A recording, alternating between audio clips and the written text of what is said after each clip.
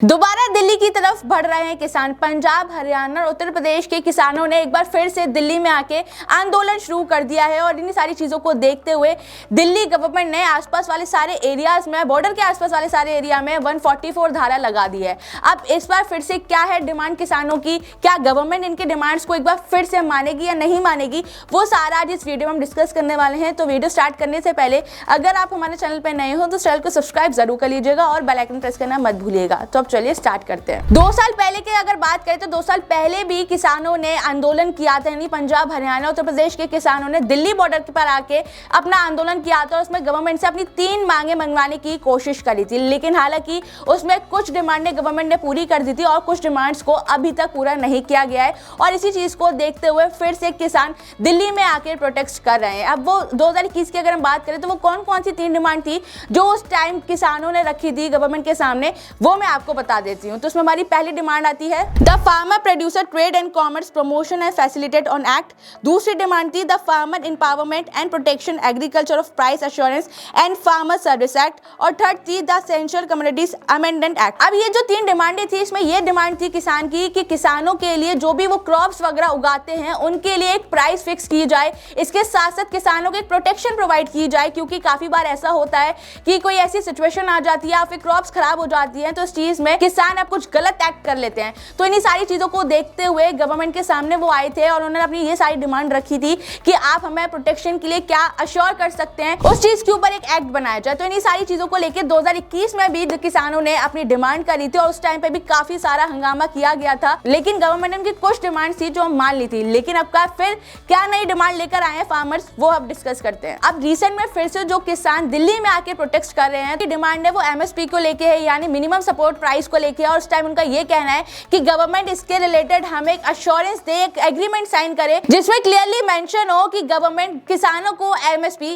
Provide करवाएगी। अगर हम 2021 के आंदोलन के बारे में बात करें जो किसानों ने किया था, उस टाइम उन्होंने गवर्नमेंट ने उनसे प्रॉमिस करा था कि वो एमएसपी से रिलेटेड एक लॉ लेकर आएगी। लेकिन अभी तक गवर्नमेंट की साइड से एमएसपी से रिलेटेड कुछ भी लॉ नहीं बनाया गया है। इसी चीज को देखते हुए अब की बार फिर से दिल्ली में आके किसान प्रोटेस्ट कर रहे हैं। अगर हम गवर्नमेंट के बारे में बात करें तो अभी भी गवर्नमेंट एमएसपी दे रही है ऑन एग्रीकल्चर, लेकिन किसानों की डिमांड ये है कि आप हमें एग्रीमेंट साइन करके दे, इससे रिलेटेड एक प्रॉपर लॉ बनाए जिसमें क्लियरली मेंशन हो कि आपको एमएसपी अच्छे से दी जाएगी, उसकी एक फिक्स प्राइस रखी जाएगी। इसके साथ साथ अभी आपकी गवर्नमेंट आई है और आने वाले टाइम में भी ये अगर आप रूल बना देते हो तो आने वाले टाइम में ये गवर्नमेंट इस रूल को फॉलो करे। ये सारी डिमांड्स लेके एक बार किसान फिर से दिल्ली में आए हैं। ये तो सिर्फ अभी किसानों ने एक ही डिमांड करी है, लेकिन उसके साथ साथ और भी कुछ डिमांड्स हैं जो किसान कर रहे हैं। तो उसमें हमारी पहली डिमांड आती है स्वामीनाथन कम्युनिटी की भी कुछ डिमांड्स है, उसको लेके भी प्रोटेस्ट किया जा रहा है। दूसरा, जो लोग मजदूर हैं, जो किसान खेतों में काम करते हैं, उनके लिए भी गवर्नमेंट पेंशन स्कीम लेकर आए, इसकी भी डिमांड कर रहे हैं किसान। और थर्ड, एग्रीकल्चर लोन को माफ किया जाए। फोर्थ इनकी डिमांड ये है, अभी रिसेंट में लखीमपुर जो उत्तर प्रदेश में आता है,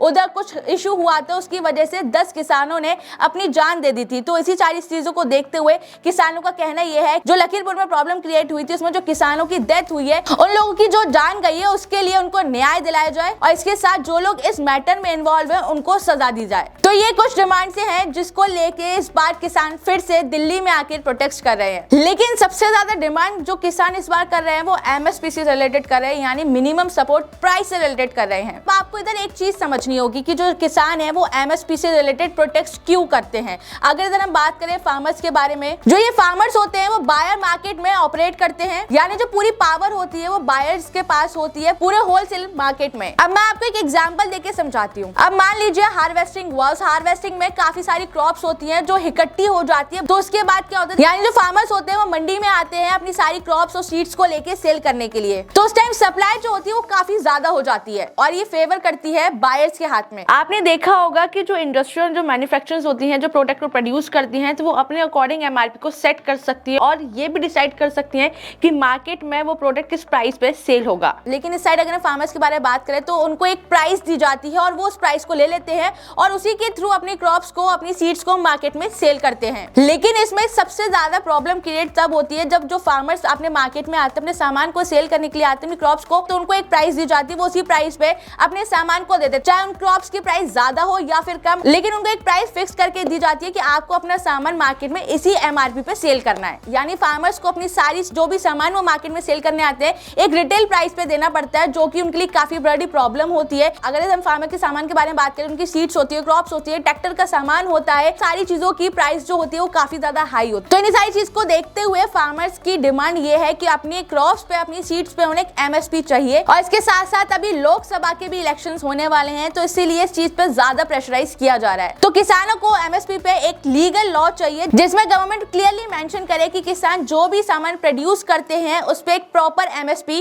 प्रोवाइड की जाएगी। अब आपको क्लियर हो गया होगा कि एमएसपी क्या है। एमएसपी वो रेट है, अब गवर्नमेंट जो भी क्रॉप्स वगैरह लेती है और जो डिस्ट्रीब्यूशन प्रोसेस चलाती है, अपना राशन लेती है और लोगों को जो सामान कम रेट में देती है, और वो जो सामान बल्क में खरीदती है वो गवर्नमेंट किसानों से ही खरीदती है। और जो भी सामान गवर्नमेंट किसानों से लेती है उस टाइम राशन डिस्ट्रीब्यूट करने के लिए वो काफी कम प्राइस में लेती है, और इसी को एमएसपी बोलते हैं। और जो एमएसपी डिसाइड की जाती है वो कैबिनेट मेंबर्स के थ्रू डिसाइड की जाती है, जो कि पीएम के अंडर काम करते हैं। अब आगे बढ़ते हुए डिस्कस करते हैं कि आप किसानों की इस डिमांड में इकोनॉमिस्ट का क्या कहना है कि गवर्नमेंट एमएसपी नहीं लेके आ सकती, क्योंकि जो भी अगर सामान प्रोड्यूस होता है, वो इतना सारा सामान प्रोड्यूस होता है, तो गवर्नमेंट उस सामान को अगर लेती भी है तो उसको कहां पे स्टोर करेगी, कैसे प्रोसेस कंप्लीट करेगी, तो इस चीज को देखते हुए एमएसपी नहीं दी जा सकती। बट इकोनॉमिस्ट का कहना यह है कि अगर हम एमएसपी नहीं दे सकते, किसानों को इनकम सपोर्ट दे सकती है। इनकम सपोर्ट यानी फार्मर्स को एक प्राइस दे सकती है। और फॉर एग्जांपल मैं आपको बता देती हूँ, गवर्नमेंट ऑलरेडी किसानों को काफी सारा सपोर्ट भी कर रही है अपनी स्कीम्स निकाल के। अभी गवर्नमेंट ने थोड़े टाइम पहले पीएम किसान सम्मान निधि स्कीम लॉन्च करी थी, जिसमें किसानों को 6,000 रुपए दिए जाएंगे। और इसके साथ साथ तेलंगाना गवर्नमेंट ने भी एक स्कीम लॉन्च करी थी जिसका नाम था राइतू बंधु। इस स्कीम के थ्रू किसानों को एकड़ के अकॉर्डिंग प्राइस दी जाती है। तो इसमें इकोनॉमिस्ट का कहना यही है कि हम इधर फार्मर्स को इनकम सपोर्ट दे सकते हैं, जिससे उनकी काफी हेल्प होगी। लेकिन इसका एक और दूसरा साइड इफेक्ट है। वो क्या साइड इफेक्ट है मैं आपको बताती हूँ। जो इनकम सपोर्ट दिया जा रहा है उसमें जो प्राइस होती है ना, वो काफी ज्यादा कम होती है, यानी लार्ज स्केल पे प्राइस नहीं दी जाती है किसानों को। और अगर लार्ज स्केल में प्राइस दी जाएगी तो इस केस में रियल प्रोड्यूसिंग फार्मर्स है वो पीछे हट सकते हैं, जो कि बहुत बड़ी प्रॉब्लम हो सकती है। तो अगर मैं आपको बताऊं, आज के टाइम में बहुत सारे लोग फार्मिंग को एक सेकेंडरी ऑप्शन की तरह भी रखते हैं, यानी उनकी खुद का बिजनेस भी होगा, मैन्युफैक्चर भी करते होंगे, कहीं और जॉब भी करते होंगे और साथ में फार्मिंग भी कर रहे हैं। जो गवर्नमेंट इस चीज में प्राइस लेकर आती है वो काफी कम लेकर आती है, जिससे और लोग हैं जो इस फार्मिंग को सेकेंडरी ऑप्शन की तरह यूज करते हैं,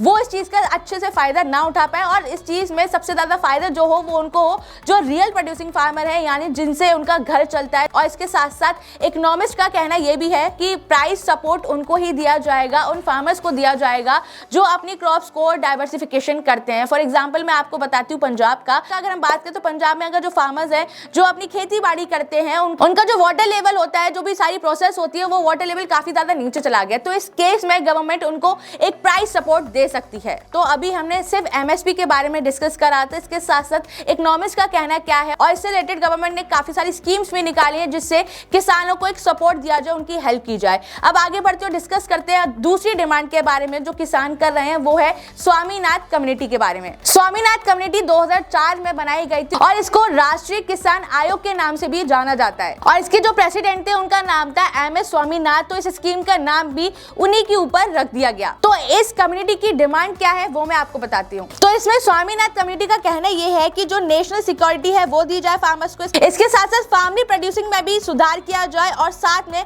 मार्केट प्राइस गिरने पर फार्मर्स को उनकी हेल्प की जाए। और इसके साथ इसमें C2+50% एमएसपी निकालने का एक फॉर्मूला है। अब इसमें स्वामीनाथन जी का कहना यह है कि जो भी क्रॉप प्रोड्यूस की जाती है उसकी टोटल कॉस्ट से ज्यादा प्राइस फार्मर्स को देनी चाहिए। यानी फॉर एग्जांपल एक क्रॉप का प्राइस निकल कर आता है 100 रुपए और उधर ही उसमें 50% अगर ज्यादा ऐड करेंगे तो वो टोटल हो जाता है 150 रुपीज। तो इसमें स्वामीनाथन जी का कहना यह है कि जो भी टोटल कॉस्ट प्रोड्यूस होती है उसमें 50% एड ऑन करके किसानों को दिया जाए। और इसी के लिए भी किसान काफी ज्यादा प्रोटेस्ट कर रहे हैं और ये कह रहे हैं कि स्वामीनाथन जी ने जो कहा है उसके ऊपर भी एक लॉ बनाया जाए। अब आगे बढ़ते हुए डिस्कस करते हैं हम धारा 144 के बारे में कि ये धारा क्या होती है और उस धारा को क्यों लगाया जाता है। तो अगर आप सीआरसीपी के बारे में पढ़ेंगे तो उसमें पूरा प्रोसीजर लिखा हुआ है कि धारा 144 क्यों लगाई जाती है। तो बेसिकली अगर हम बात करें धारा 144 के बारे में, तो जो किसी भी स्टेट के और सिटी के जो मजिस्ट्रेट होते हैं, जो गवर्नमेंट होती है और जो पुलिस होती है, वो इस धारा को लगाती है। धारा 144 इसलिए लगाई जाती है क्योंकि 4 या 4 से ज्यादा लोग एक जगह पे इकट्ठे ना हो। तो बेसिकली ये धारा इन जनरल सभी लोगों पे लगाई जाती है और जो भी इस धारा का उल्लंघन करता है तो उसको 3 साल तक की जेल होती है।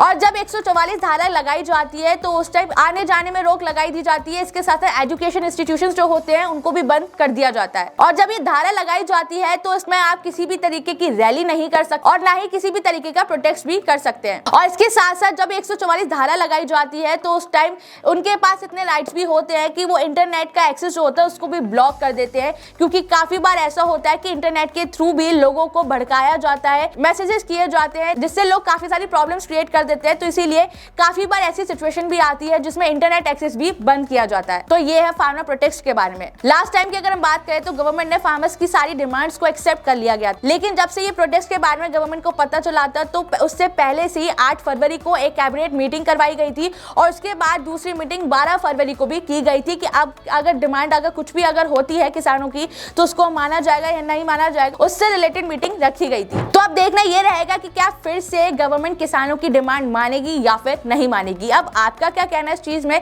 वो मुझे कमेंट बॉक्स में जरूर बताइएगा और हमारे चैनल को सब्सक्राइब करना, फॉलो करना और इस वीडियो को अपने फैमिली फ्रेंड के साथ शेयर करना मत भूलना। Thank you so much.